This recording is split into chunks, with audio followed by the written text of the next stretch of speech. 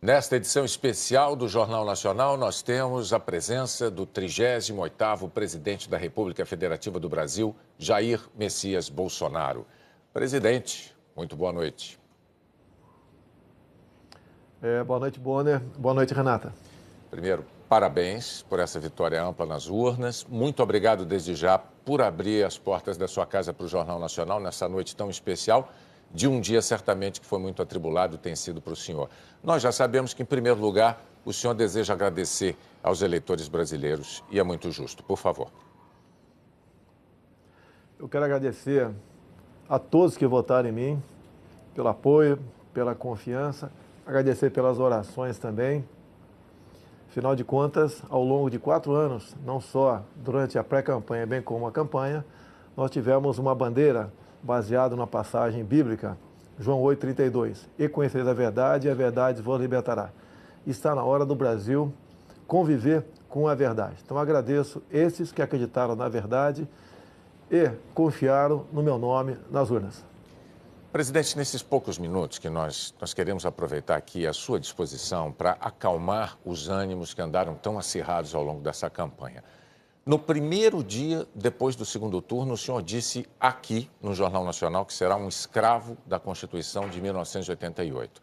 No último sábado agora, na sua última aparição nas redes sociais, antes da eleição, o senhor estava com um exemplar da Constituição nas mãos e reiterou que todas as suas ações seguirão os postulados da Constituição. No seu discurso da vitória de ontem, o senhor disse que vai defender as liberdades e vai defender a democracia. Diante disso tudo, o que é que o senhor diria àqueles que ainda insistem em dizer que a sua eleição é um risco para a democracia? Primeiro, dizer-lhes que as eleições acabaram. Chega de mentira, chega de fake news. Realmente, agora estamos numa outra época. Eu quero governar para todos, como você bem disse, no Brasil, não apenas para os que votaram em mim. Temos uma Constituição que tem que ser realmente a nossa Bíblia aqui na Terra e respeitá-la, porque só dessa maneira podemos conviver em harmonia. Presidente, boa noite. Durante a campanha, o senhor já teve oportunidade de se desculpar por palavras mais fortes que usou em sua pregação sobre um projeto polêmico de educação sexual nas escolas. O senhor chegou até a pedir desculpas aqui no Jornal Nacional por ter se excedido no calor das discussões. Numa outra ocasião, o senhor disse enfaticamente não ter nada contra os gays. Depois disse que vai lutar contra aqueles que querem dividir o Brasil entre homos e héteros, entre brancos e negros, entre sulistas e nordestinos. Há relatos concretos sobre pessoas que têm agredido gays, verbal e fisicamente. Na campanha, o senhor repudiou o voto dos que usam a violência. Como presidente eleito, o que o senhor diria para aqueles que ousem ser preconceituosos e agressivos contra outro ser humano apenas por serem gays? A agressão contra um semelhante tem que ser punida na forma da lei. E se for por um motivo como esse, tem que ter a sua pena agravada. Agora, deixo bem claro, ganhei o rótulo por muito tempo de homofóbico. Na verdade, eu fui contra a um kit feito pelo então ministro da Educação, Haddad, em 2009 para 2010, onde chegaria nas escolas um conjunto de livros, cartazes e filmes, onde passariam crianças se acariciando e meninos se beijando. Não poderia concordar com isso. E a forma como eu ataquei essa questão é que foi um tanto quanto agressiva, porque eu achava até que aquele momento merecia isso. Bem, tivemos em parte sucesso, porque no ano seguinte a própria presidente Dilma Rousseff, depois de ouvir as bancadas evangélica e católica, resolveu recolher esse material, mas o rótulo ficou em cima de mim. E deixo bem claro que isso tudo aconteceu por ocasião, acredite, do 9º Seminário LGBT Infantil na Comissão de Direitos Humanos da Câmara, onde presente estava o então secretário de alfabetização do MEC, André Lázaro. E os senhores podem pegar as imagens no YouTube, onde ele dizia claramente que passou 3 meses discutindo até onde a língua de uma menina entraria na boca de outra menina para fazer o filme Beijo Lésbico para combater a homofobia.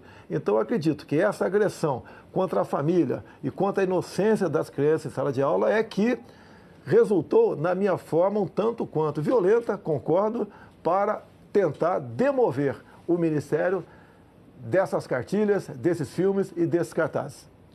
Presidente, o senhor sempre se declara enfaticamente, aliás, um defensor da liberdade de imprensa. Mas em alguns momentos da campanha o senhor chegou a desejar que um jornal deixasse de existir. É indiscutível que a imprensa não é imune a erros e nem a críticas. E isso vale para qualquer órgão da imprensa profissional. Mas também é fato que a imprensa livre é um pilar da democracia. Como presidente eleito, o senhor vai continuar defendendo a liberdade da imprensa e a liberdade do cidadão de escolher o que ele quiser ler, o que ele quiser ver e ouvir? Totalmente favorável à liberdade de imprensa. Temos a questão da propaganda oficial do governo, que é uma outra coisa. Mas aproveito o momento para que nós realmente venhamos fazer justiça aqui no Brasil. Tem uma senhora de nome Valderice, minha funcionária, que trabalhava na Vila História de Mambucaba e tinha uma lojinha de açaí. O jornal Folha de São Paulo foi lá, nesse dia 10 de janeiro, e fez uma matéria e a rotulou de forma injusta como fantasma. É uma senhora, mulher, negra e pobre. Só que nesse dia 10 de janeiro, segundo o boletim administrativo da Câmara, de 19 de dezembro, ela estava de férias. Então, ações como essa, por parte de uma imprensa, que mesmo te mostrando a injustiça que cometeu com uma senhora ao não voltar atrás, logicamente que eu não posso considerar essa imprensa digna. Não quero que ela acabe, mas, no que depender de mim, na propaganda oficial do governo, imprensa que se comportar dessa maneira, mentindo descaradamente, não terá apoio do governo federal. Então, o senhor não quer que este jornal acabe. O senhor está deixando isso claro agora. Por si só, esse jornal se acabou, não tem prestígio mais nenhum. Quase todas as fake news que se voltaram contra mim partiram da Folha de São Paulo, inclusive a última matéria, onde eu teria contratado, empresas fora do Brasil via empresários aqui para espalhar mentiras sobre o PT. Uma grande mentira, mais um fake news do jornal Folha de São Paulo, lamentavelmente. Presidente, me permita, como editor-chefe do Jornal Nacional, eu tenho um testemunho a fazer. Às vezes, eu mesmo achei que críticas que o jornal Folha de São Paulo tenha feito ao Jornal Nacional me pareceram injustas. Isso aconteceu algumas vezes, mas, para ser justo do lado de cá, eu preciso dizer que o jornal sempre nos abriu a possibilidade de apresentar a nossa discordância, de apresentar os nossos argumentos, aquilo que nós entendíamos ser a verdade. A Folha é um jornal sério, é um jornal que cumpre um papel importantíssimo na democracia brasileira, é um papel que a imprensa profissional brasileira desempenha e a Folha faz parte desse grupo da imprensa profissional brasileira. Mas a gente pode seguir adiante com a próxima pergunta da Renata. Sim, presidente, no discurso em que o senhor fez essa mesma afirmação sobre a imprensa, o senhor disse que os marginais vermelhos serão banidos da nossa pátria. O que o senhor quis dizer com isso? Foi um discurso inflamado, com a Avenida Paulista cheia, e, logicamente, eu estava me referindo à cúpula do PT e cúpula também do PSOL. O próprio Boulos havia momentos antes dito que invadiria a minha casa aqui na Barra da Tijuca por ela não ser produtiva.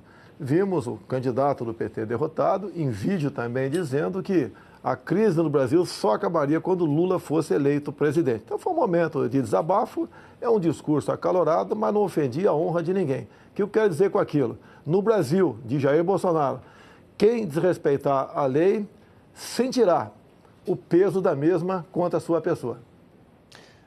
Presidente, essa campanha foi muito polarizada, todo mundo sabe, todo mundo notou, às vezes até dentro de famílias houve brigas, o senhor certamente tem conhecimento disso. Ontem, no seu discurso, o senhor muito corretamente disse que será o presidente de todos os brasileiros. Para conseguir o seu objetivo de conciliação nacional, respeitadas as diferenças de ideias, o que é que o senhor poderia dizer agora, nesse momento aqui no JN, para os que não votaram no senhor? Dizer a todos vocês que não votaram em mim que nós estamos no mesmo barco. Se o Brasil não sair dessa crise ética, moral e econômica, todos nós sofreremos as consequências do que se aproxima no futuro. Nós queremos junto com vocês. Afinal de contas, nós temos tudo tudo para sermos uma grande nação. O que está faltando é a união de todos, evitar as divisões. Essas divisões apareceram no governo anterior. Nordestinos, sulistas, brancos e negros, ricos e pobres, homos e héteros. Isso nós vamos evitar. Vamos tratar todos iguais. E eu apelo àqueles que não votaram em mim. Nos dê oportunidade agora de mostrar que realmente nós podemos fazer uma política de modo que a felicidade se faça presente em nosso meio no futuro. Presidente, uma última pergunta. O senhor disse há pouco à Record e ao SBT que pensa em convidar o juiz Sérgio Moro ou para o Ministério da Justiça ou para o Supremo Tribunal Federal. Qual dessas duas funções o senhor prefere para ele? Olha, o juiz Sérgio Moro é um símbolo aqui no Brasil. Eu costumo dizer que é um homem que perdeu a sua liberdade no combate à corrupção. Ele não pode mais ir na padaria sozinho ou ir passear com a tua família no shopping sem ter um enorme aparato de segurança ao teu lado. É um homem que tem que ter o seu trabalho reconhecido. Para mim, pretendo conversar com ele brevemente, já foi feita essa sinalização positiva, pretendo convidá-lo para o Ministério da Justiça ou, seria no futuro, abrindo uma vaga no Supremo Tribunal Federal, na qual melhor ele achasse que ele poderia trabalhar para o Brasil. É um homem que tem um passado exemplar no combate à corrupção. Em qualquer uma dessas duas casas, ele levaria avante essa sua proposta. E a corrupção tem que ser banida aqui no Brasil. Ninguém suporta mais conviver com essa prática tão nefasta. Presidente Jair Messias Bolsonaro, mais uma vez, nossos parabéns pelo seu desempenho nas urnas, pelos votos que o levaram ao Palácio do Planalto. Muito obrigado por dedicar esse tempo aos eleitores brasileiros, usando o Jornal Nacional para isso. E nós agradecemos, não apenas em nome do JN, mas em nome de todos os eleitores. E em nome de todos os eleitores, pode acreditar, desejamos ao senhor um excelente governo. O Brasil precisa disso. Parabéns mais uma vez e boa noite. Bom, Renata, boa noite e muito obrigado pela oportunidade. Boa noite.